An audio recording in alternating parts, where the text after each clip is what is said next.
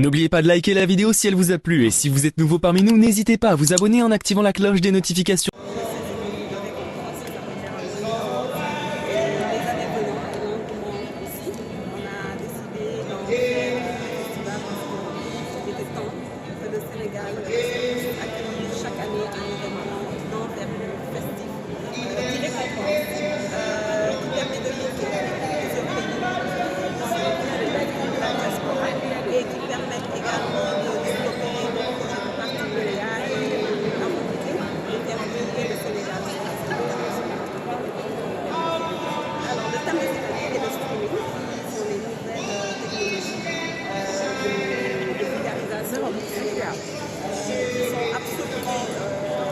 L'avenir du cinéma et nous pensons fortement que l'Afrique, pour une fois, a l'opportunité d'être au cœur de saisir les opportunités et de pouvoir tirer la locomotive au lieu d'être.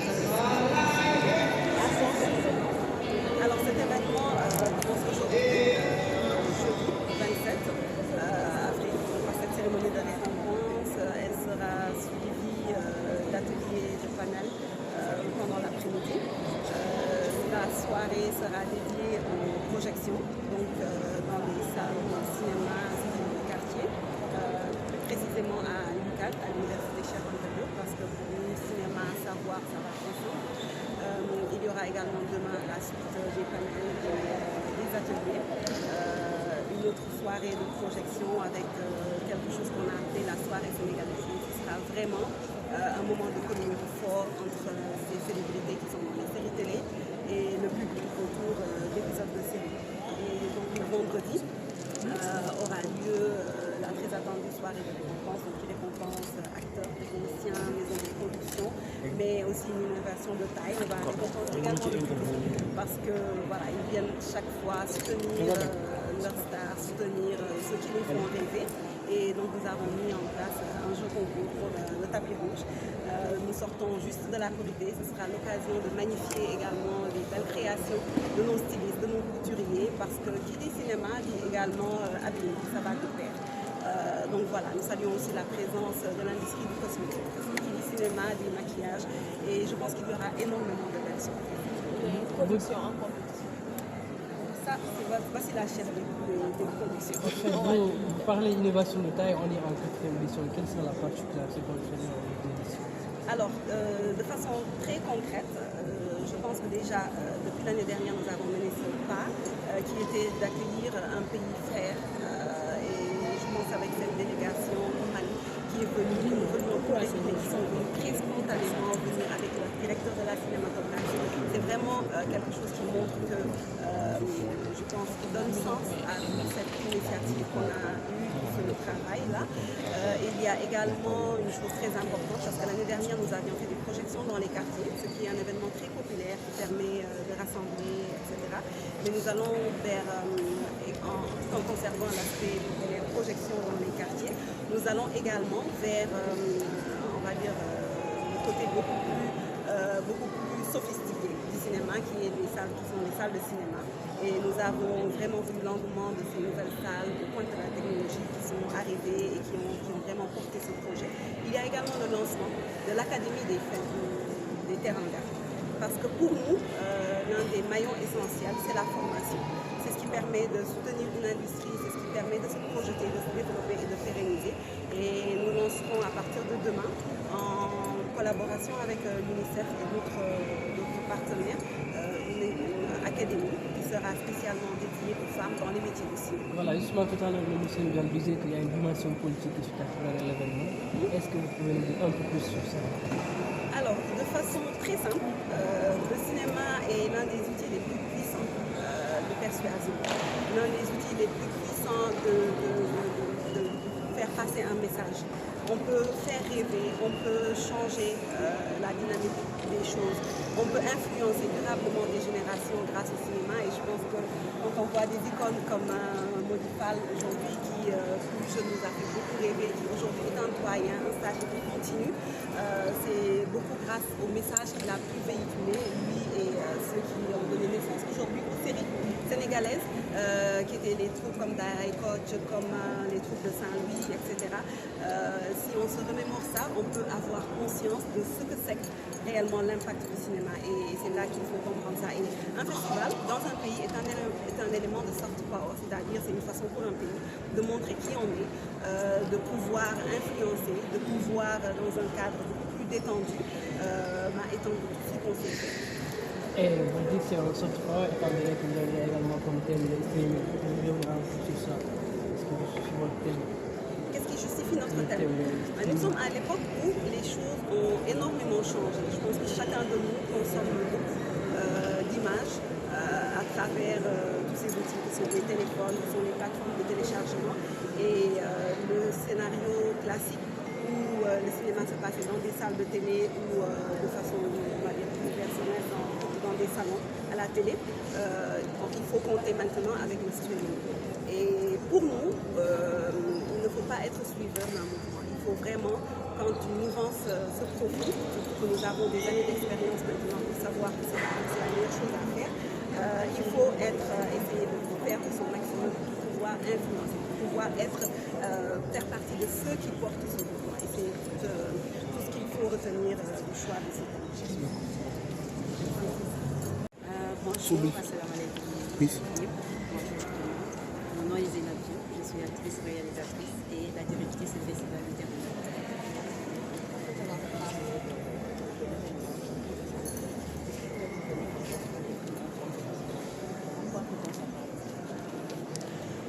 Nous avons tellement de films qu'on s'attend vraiment à de très belles surprises. Parce que des films qui ont été sélectionnés au niveau de l'Afrique et au niveau international ont soumis chez nous.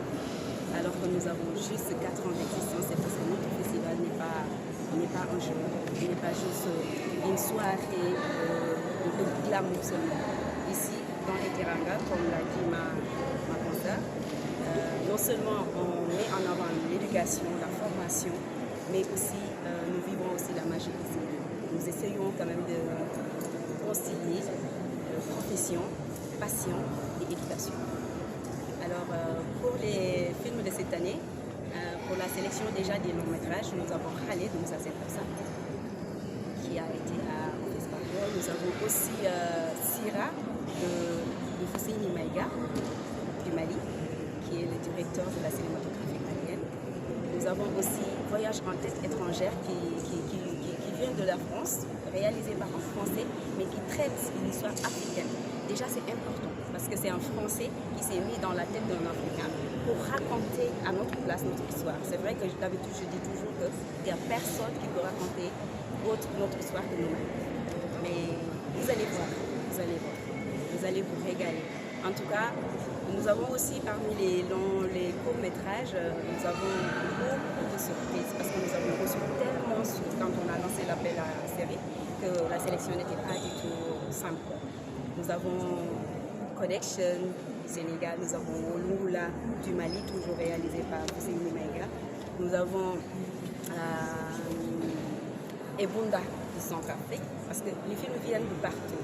Nous avons aussi Armand Lebac du Centrafrique, nous avons Sigui de Courtrage-Mais du Sénégal, et puis nous avons aussi 23h59 qui traite le thème du streaming. Nous avons aussi Crampons, les crampons de l'espoir, qui parle de l'espoir de perdre quelqu'un et à travers un incident, qui parle des bateaux de la presse, des rescapés du bateau de la à travers une personne qui est rescapée et qui doit revenir dans sa passion, dans son travail. Il était footballeur, il était, entraîneur, et il a perdu toute son équipe et c'était le seul. Et le plus je veux dire, son Sadio Mané dans son équipe, la sœur de son Sadio Mané est revenue pour qu'elle le coach. Déjà, c'est quelque chose, son tabou, la mère était devenue un tabou. Et finalement, c'est grâce à cette fille et aux parents de cette fille qui l'ont soulagée qu'elle a affronté sa peur.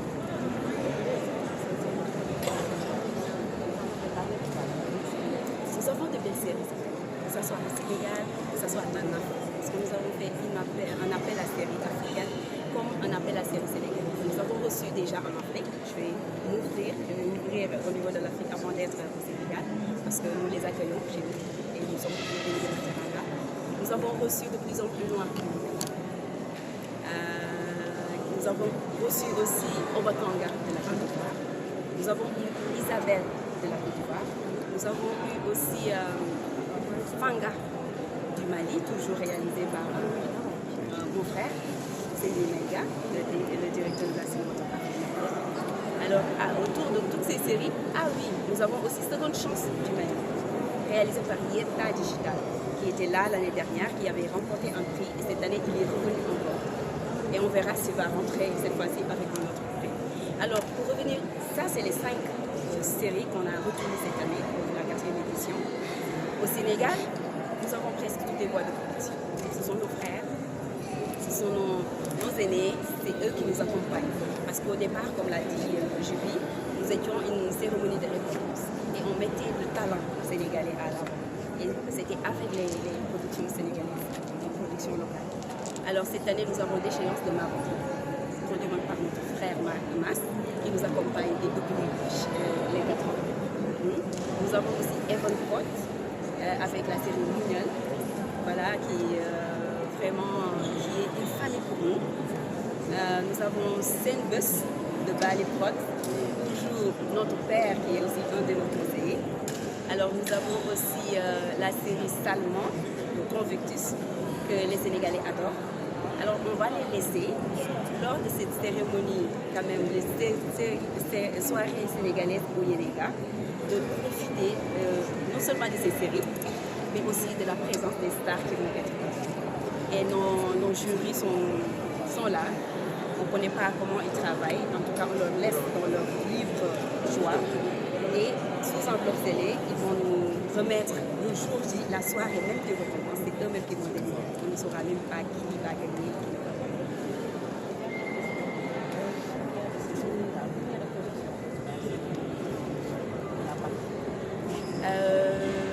Je vais dire 8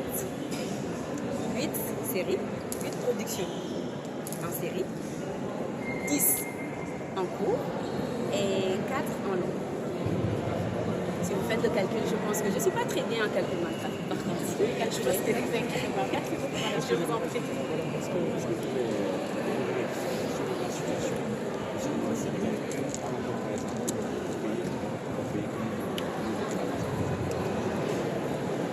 Alors, au Sénégal, nous sommes en train de se construire, de faire tout pour avoir un modèle économique culturel.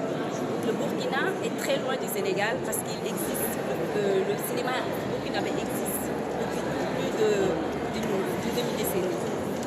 Le Sénégal, nous avons des ténors ici, nous avons les grands cinéastes africains se trouvent au Sénégal. Et pourtant, c'est au niveau du Burkina, par exemple, que les gens les honorent, les connaissent mieux. Parce qu'ici, la politique et la culture sénégalaise n'étaient pas, par exemple, d'aller en salle de cinéma. Et les films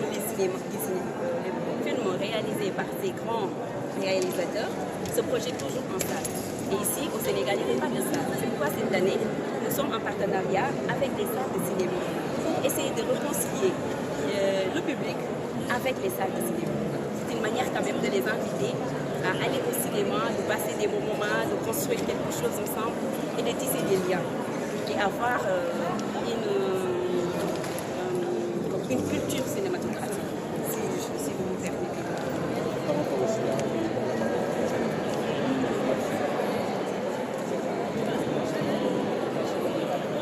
Alors, je vais vous dire une confidence. L'année dernière, on nous a invités au Festival de Cannes PME. J'étais panéliste et le thème c'était l'avènement des courts-métrages, les problématiques. Je ne me suis pas limitée sur ce que nous rencontrons au Sénégal. J'ai appelé nos confrères, nos consoeurs des autres pays africains aux alentours. Et les problèmes, c'est vrai, sont similaires mais très différents. Chez nous, nous avons des formateurs, comme notre président Cellou Diallo. Nous avons des gens qui sont très calés pour la transmission de savoir. Mais notre problème, c'est quoi? C'est la recherche de fonds. C'est pourquoi cette année, on a fait focus sur ça. Sur tout ce qui est orientation sur la recherche de fonds, de production et de post-production pour aider les jeunes. Parce qu'on a des projets, mais on ne sait pas vers qui ou vers où tourner pour les réaliser. Par contre, le pays comme le Maroc Ils ont beaucoup de matériel, ils ont beaucoup de finances, mais peu de projets. Sincèrement, parce que j'ai demandé, je me suis tournée vers eux et c'est ça qu'ils m'ont dit. Je ne suis pas marocaine, je ne répète que ce qu'ils m'ont rapporté. Mais personnellement, moi, je prends mon exemple. J'ai beaucoup de projets, mais je n'ai pas encore de producteurs. Parce que je n'ai pas encore la solution pour aller chercher les fonds, pour les guichets, parce que pour moi, ça traîne, ça prend du temps.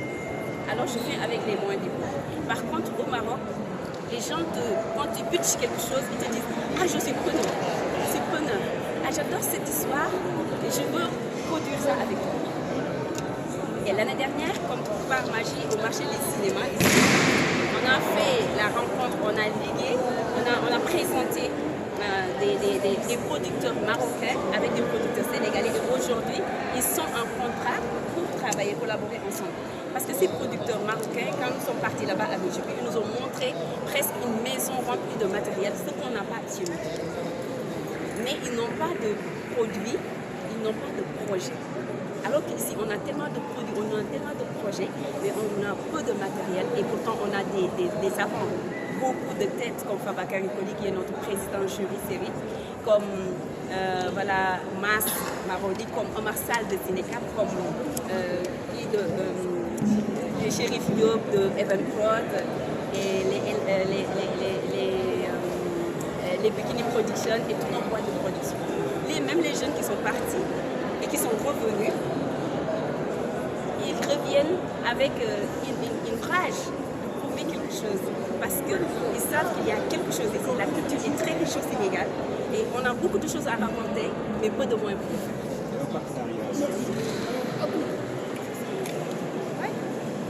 N'oubliez pas de liker la vidéo si elle vous a plu et si vous êtes nouveau parmi nous, n'hésitez pas à vous abonner en activant la cloche des notifications pour ne louper aucune de nos futures vidéos.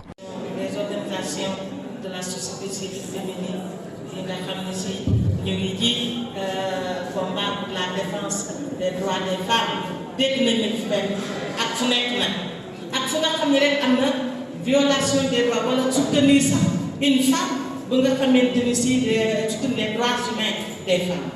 ni mu ko waxee nag moo di ne amuñu ci xaaj ak seen mais nag bu dee xalaat yi nga xam ne si noonu lañ koy defee ak na nga xam ni noonu la war a jaar nag professionnel.